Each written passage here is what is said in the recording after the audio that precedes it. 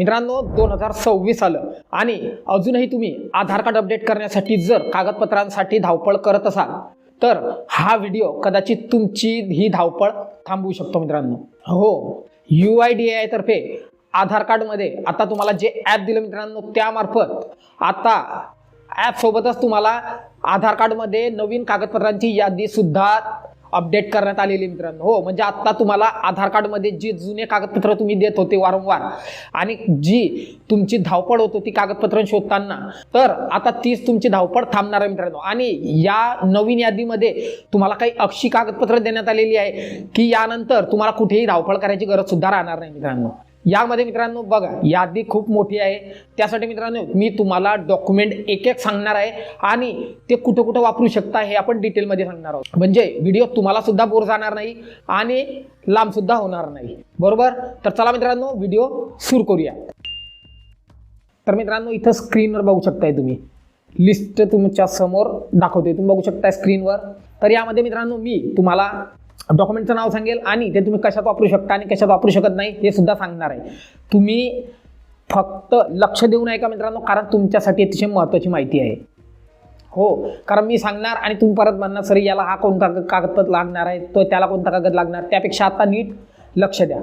बघा, जन्मलेल्या बाळापासून ते 5 वर्षांच्या आतील जेवढी मुलं असतील, म्हणजे मुली असतील किंवा मुलं असतील, बरोबर, तर त्यांच्या आधार अपडेटला तुम्हाला काय द्यावं लागणार आहे, तर जन्म प्रमाणपत्र मित्रांनो। हो, त्या मुलाचं आता जे जन्मलेले बाळ आहेत आणि किंवा 5 वर्षाच्या आतमध्ये जेवढेही मुलं बाळ असतील तर त्यांचं आता तुम्हाला जन्म प्रमाणपत्र द्यावं लागणार आहे। जन्म प्रमाणपत्र कशासाठी लागणार आहे, तर तुमचं नातं सिद्ध करण्यासाठी। तुम्ही तुमच्या मुलाचं आणि तुमचं नातं सिद्ध करू शकता आणि तुमच्या मुलाचं जन्म प्रमाणपत्र म्हणून तुम्ही ते एक पुरावा देऊ शकता मित्रांनो। त्यानंतर जर तुम्ही एखादा मुलगा दत्तक वगैरे घेतला असेल आणि त्याचं दत्तक पत्र वगैरे शासनाकडून तुम्ही बनवून घेतलं असेल तर ते सुद्धा तुम्ही तुमचं नातं सिद्ध करण्यासाठी आणि जन्म प्रमाणपत्र म्हणून सुद्धा देऊ शकता मित्रांनो। बाकी ओळख आणि रहिवासी या प्रमाणपत्रासाठी तुमचा जन्म पुरावा आणि लीगल गार्डियनशिप पत्र म्हणजे दत्तक पत्र वगैरे ते चालणार नाही मित्रांनो। झालं क्लिअर? त्यानंतर मित्रांनो 5 वर्षापासून ते 18 वर्षापर्यंत जेवढे विद्यार्थी असतील, मुलं बाळ असतील, सर्वांसाठी मित्रांनो कोणते नियम लागू आहेत, त्यांना कोणकोणते कागदपत्रे द्यायची, तर बघा, पहिला आहे मित्रांनो जन्म प्रमाणपत्र। हो, जन्म प्रमाणपत्र मी तुम्हाला आधी सांगितलं की ते तुम्ही नातं सिद्ध करण्यासाठी देऊ शकताय, परंतु त्याला तुम्ही ओळख आणि रहिवास प्रमाणपत्र म्हणून देऊ शकत नाही। नातं आणि जन्माचा पुरावा हे 2 पुरावे म्हणून तुम्ही तुमचं बर्थ सर्टिफिकेट किंवा जन्म प्रमाणपत्र देऊ शकता मित्रांनो। त्यानंतर आहे इंडियन पासपोर्ट। हो, तुमच्याकडे जर व्हॅलिड म्हणजे आत्ताचं चालूचं इंडियन पासपोर्ट जर तुम्ही बनवलं असेल तर इंडियन पासपोर्ट तुम्ही नातं सिद्ध करण्यासाठी वापरू शकताय, तुमचा रहिवासाचा पुरावा म्हणून वापरू शकताय, तुमचा ओळखीचा पुरावा म्हणून वापरू शकताय आणि हेच झालं तर तुमचा जन्माचा पुरावा म्हणून सुद्धा तुम्ही इंडियन पासपोर्ट वापरू शकता मित्रांनो। आता 2026 मध्ये आधार अपडेटसाठी सर्वात महत्त्वाची अपडेट बघा की 4ही केसमध्ये तुम्ही तुमचं इंडियन पासपोर्ट वापरू शकताय। त्यानंतर तिसरं आहे मित्रांनो तुमचं डोमोसाईल। हो, जर तुमच्याकडे डोमोसाईल प्रमाणपत्र म्हणजे तुमचं वय आणि राष्ट्रीयत्व अधिवास प्रमाणपत्र जर असेल तुमच्याकडे केंद्र शासनाने किंवा राज्य शासनाने दिलेलं, बरोबर, तर ते तुम्ही रहिवासाचा पुरावा म्हणून देऊ शकताय, ओळखीचा पुरावा म्हणून देऊ शकताय, परंतु त्याला तुम्ही नात्याचा पुरावा किंवा जन्माचा पुरावा म्हणून देऊ शकत नाही मित्रांनो।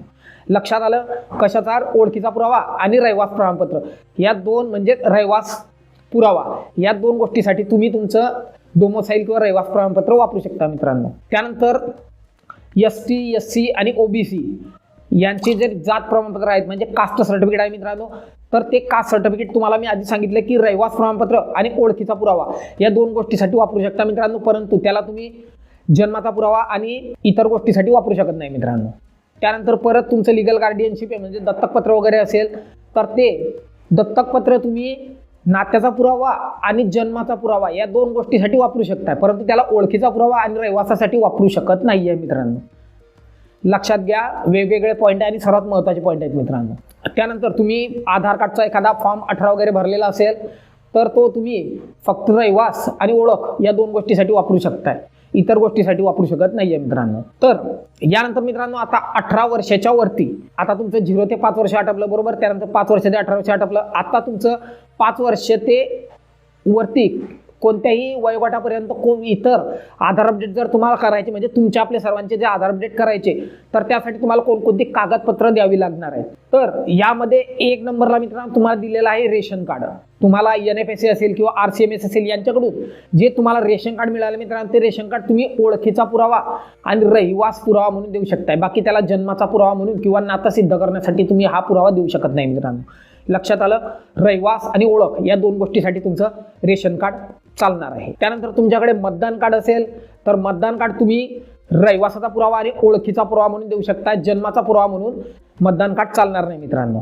त्यानंतर 3 नंबरला तुमचं ड्रायव्हिंग लायसन आहे मित्रांनो. हो, तर तुमचं ड्रायव्हिंग लायसन फक्त तुम्ही ओळखीचा म्हणजेच आयडेंटिटी किंवा ओळखीचा पुरावा म्हणून वापरू शकताय. बाकी त्याला रहिवासाचा पुरावा आणि जन्माचा पुरावा देऊ शकत नाही मित्रांनो. चालणार नाही, रिजेक्ट होणार आहे तुमचा आधार अपडेट जर दिलं तर. लक्षात आलं. फक्त ओळखीचा पुरावा म्हणून म्हणजेच आयडेंटिटी म्हणून तुम्ही तुमचं ड्रायव्हिंग लायसन देऊ शकताय. यानंतर पुढचा पॉईंट आहे मित्रांनो, शासकीय सेवेत म्हणजे गव्हर्नमेंटमध्ये तुम्ही एखादे कर्मचारी असाल, कोणत्याही क्षेत्रात तुम्ही कर्मचारी वगैरे असाल आणि तुमचं आयडेंटिटी कार्ड जर असेल तर ते तुम्ही ओळखीसाठी सुद्धा देऊ शकताय, रहिवासासाठी सुद्धा देऊ शकता आणि जन्माचा पुरावा म्हणून सुद्धा तुम्ही ते देऊ शकता मित्रांनो. तिघ केसमध्ये तुम्ही तुमचं ते आयडेंटिटी कार्ड वापरू शकता मित्रांनो. गव्हर्नमेंटने व्हेरीफाय केलेलं. बरोबर.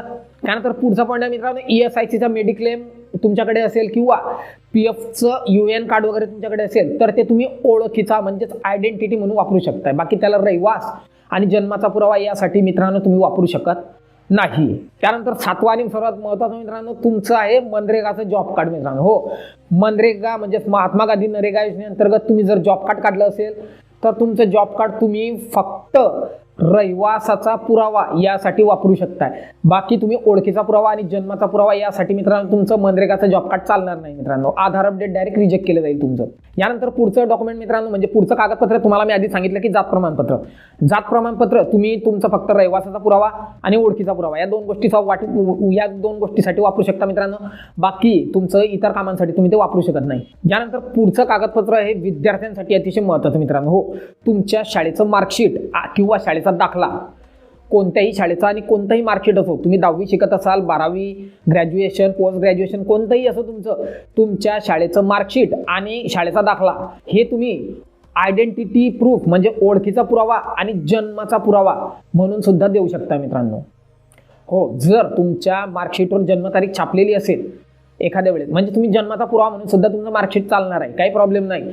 आणि आयडेंटिटी म्हणजे ओळखीचा पुरावा म्हणून देऊ शकता. बाकी रहिवासाचा पुरावा ग्राह्य धरला जाणार नाही मित्रांनो. आत्ताच क्लिअर कट सांगतो बघा, रहिवासाचा पुरावा म्हणून तुमचं मार्कशीट किंवा शाळेचा दाखला ग्राह्य धरला जाणार नाही. त्यानंतर तहसीलदार साहेबांनी दिलेलं ग्रुप Bचं गॅजेट सर्टिफिकेट जर तुमच्याकडे असेल तर ते तुम्ही फक्त रहिवासाचा पुरावा म्हणून देऊ शकता. इतर कामांसाठी तुमचं गॅजेट चालणार आहे मित्रांनो.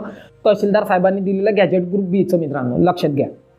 गॅजेटमध्ये वेगवेगळे प्रकार आहेत, पुढे सांगतोच तुम्हाला कोणकोणते प्रकार आहेत ते. बरोबर. यानंतर नॅको म्हणजे तुमचं नॅशनल एड्स कंट्रोल ऑर्गनायझेशन तर्फे जर तुम्हाला एखादा आयडेंटिटी कार्ड वगैरे मिळालं असेल किंवा तुमचं त्यांचं हेल्थ कार्ड वगैरे असेल तर ते तुम्ही ओळखीचा पुरावा आणि रहिवासाचा पुरावा या 2 गोष्टीसाठी तुम्ही कधीही वापरू शकता मित्रांनो. जन्माचा पुराव्यासाठी ते वापरू शकत नाही. त्यानंतर तुमचं आणि आपलं सर्वांचं आवडतं आयुष्यमान कार्ड, ई-श्रम कार्ड हे जे कार्ड आहेत मित्रांनो हे तुम्ही रहिवासाचा पुरावा आणि ओळखीचा पुरावा या 2 गोष्टीसाठी देऊ शकता. जन्माच्या पुराव्यासाठी ते वापरू शकत नाही मित्रांनो. त्यानंतर पुढचं कागदपत्र सर्वात महत्त्वाचं म्हणजे शेतकऱ्यांसाठी. हो, शेतकऱ्यांचं जे किसान क्रेडिट कार्ड आहे किंवा जे फार्मर आयडी आहे ते फार्मर आयडी तुम्ही मित्रांनो आता सुद्धा देऊ शकता. परंतु फार्मर आयडीचा जोपर्यंत कार्ड तयार होत नाही तोपर्यंत त्याचा क्रमांक देऊन वगैरे तुमचा काही फायदा होणार नाही. पण भविष्यात तुम्ही किसान म्हणजे तुमचं फार्मर आयडी कार्ड सुद्धा तुम्ही आधार अपडेटसाठी देऊ शकता मित्रांनो. आणि या फार्मर आयडीचा फायदा काय होणार तुम्हाला तर बघा, तुम्ही जर आधार अपडेटसाठी दिलं तर तुम्ही ओळखीचा पुरावा आणि रहिवासाचा पुरावा या 2 गोष्टीसाठी तुमचं फार्मर आयडी किंवा किसान क्रेडिट कार्ड हे तुम्ही वापरू शकता मित्रांनो. आणि जन्माचा पुराव्यासाठी वापरू शकत नाही मित्रांनो. परंतु जन्माच्या पुराव्यासाठी तुम्हाला इतर कागदपत्र द्यावीच लागते. त्यानंतर तुमच्या शाळेचा म्हणजे एखादा विद्यार्थी असेल आणि त्याच्या शाळेचा बोनाफाईड वगैरे असेल तर तो बोनाफाईड तुमचा फक्त रहिवासाचा पुरावा म्हणून ग्राह्य धरला जाईल मित्रांनो. ओळखीचा पुरावा आणि जन्माचा पुराव्यासाठी मित्रांनो ते रद्द करण्यात येईल मित्रांनो. फक्त ओळखीसाठी नाहीये मित्रांनो, फक्त रहिवासाचा पुरावा म्हणून तुम्ही शाळेचा बोनाफाईड देऊ शकता. यानंतर तुमच्याकडे तुम्ही एखादा ग्रामपंचायतीचं घरपट्टी पानपट्टी भरलेली असेल, त्याची पावती वगैरे असेल तर ते तुम्ही रहिवासाचा पुरावा आणि ओळखीचा पुरावा म्हणून देऊ शकता. जन्माच्या पुराव्यासाठी चालणार नाही मित्रांनो. लक्षात आलं. ओळखीचा पुरावा आणि रहिवासाचा पुरावा यासाठी काय घरपट्टी नळपट्टीची पावती मित्रांनो. हो, ती तुमच्याकडे असेल तर रहिवास आणि ओळख या 2 गोष्टीसाठी तुम्ही देऊ शकताय. त्यानंतर तुमचं एखादं लँडलाईन किंवा टेलिफोन वगैरेचं बिल असेल तर ते तुम्ही रहिवास आणि ओळख म्हणजे आयडेंटिटी प्रूफ आणि ऍड्रेस प्रूफ या 2 गोष्टीसाठी वापरू शकताय. जन्माच्या पुराव्यासाठी चालणार नाही मित्रांनो. त्यानंतर गॅस बिल वगैरे असेल तुमचं किंवा गॅस कनेक्शनचं बिल वगैरे असेल तर ते तुम्ही रहिवासाचा पुरावा आणि ओळखीचा पुरावा म्हणून देऊ शकताय. जन्माच्या पुराव्यासाठी देऊ शकत नाहीये. त्यानंतर पुढचं मी तुम्हाला आधी सांगितले जन्म प्रमाणपत्र 2 केसमध्ये तुम्हाला आधी सांगितलं. तिसऱ्या केसमध्ये तुम्हाला फक्त प्रमाणपत्र फक्त तुमचा ओळखीचा पुरावा म्हणून आता इतर केसमध्ये देऊ शकताय. 18 वर्षाच्या वर काय जन्माचा पुरावा तुम्ही फक्त ओळखीचा पुरावा म्हणून आयडेंटिटी म्हणून देऊ शकता. रहिवासासाठी सुद्धा ग्राह्य धरलं जाणार नाही आणि जन्माचा पुरावा म्हणून सुद्धा ग्राह्य धरलं जाणार नाही मित्रांनो. ते 18 वर्षाच्या खालील जे केसेस आहेत त्या केसमध्ये लागू आहे. परंतु 18 वर्षाच्या वर तुमचं जन्म प्रमाणपत्र फक्त कशासाठी लागू आहे? बर्थ सर्टिफिकेट तर ओळखीचा पुरावा म्हणून. लक्षात आलं. त्यानंतर 1969 बर्थ ऍक्ट अंतर्गत तुमचं गॅजेट जर असेल नावात बदल करण्यासाठी जे गॅजेट असेल पहिलं नाव किंवा पूर्ण नाव बदल करायचं असेल तर ते गॅजेट मित्रांनो तुम्ही फक्त जन्माचा पुरावा म्हणून देऊ शकताय. बाकी त्याला नावात बदल वगैरे करायचा आहे, रहिवासाचा पुरावा द्यायचा आहे, आयडेंटिटी म्हणजे ओळखीचा पुरावा द्यायचा आहे तर ते घेतलं जाणार नाही मित्रांनो. रिजेक्ट केलं जाईल तुमचं आधार कार्ड डायरेक्ट कंपल्सरी. त्यानंतर एखाद्या बँकेचं पासबुक वगैरे असेल, तुमच्या बँकेत तुमचं खातं आहे आणि त्या बँकेचं पासबुक तुमच्याकडे आहे तर ते तुम्ही रहिवासाचा पुरावा म्हणून ते वापरू शकताय. ओळखीसाठी आणि जन्मासाठी तुमचं ग्राह्य धरलं जाणार नाही मित्रांनो. आणि सर्वात शेवटी आहे मित्रांनो घटस्फोट प्रमाणपत्र. हो, एखाद्या महिलेचा घटस्फोट वगैरे झाला असेल तर तुमचं जे डिवॉर्स सर्टिफिकेट किंवा घटस्फोट प्रमाणपत्र आहे ते तुम्ही फक्त ओळखीचा पुरावा म्हणून देऊ शकताय की एक ओळख म्हणून तुमचं घटस्फोट प्रमाणपत्र तुम्ही वापरू शकताय. बाकी त्याला रहिवास, जन्माचा पुरावा, नात्याचा पुरावा कशासाठीही वापरू शकत नाहीये मित्रांनो.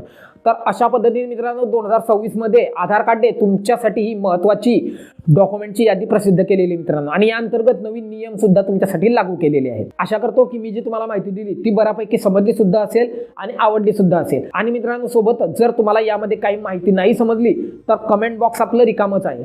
मला कमेंट करा. मी 100% तुमच्या प्रश्नांची उत्तर वारंवार देत असतो आणि यापुढेही देतच राहणार आहे. तर चला भेटू पुढच्या आपल्या अजून एका दणदणीत इंटरेस्टिंग आणि सर्वात जबरदस्त आणि महत्त्वाच्या टॉपिकमध्ये.